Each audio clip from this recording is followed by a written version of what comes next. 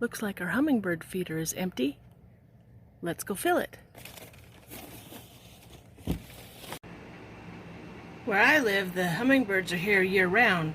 So in the summer, when they're having babies, we give them 4 to 1.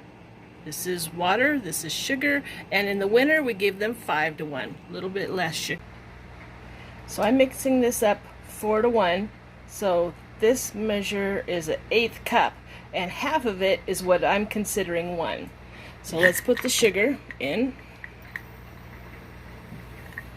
I'm going to start with the hot water.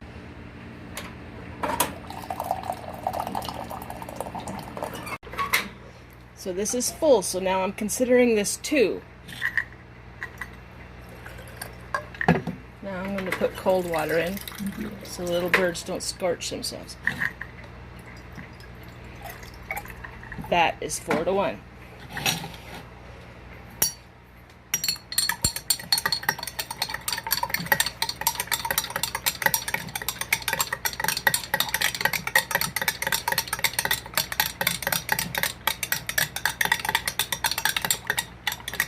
Alright, this is how much they eat in about 2 days, and then I'll mix up some more.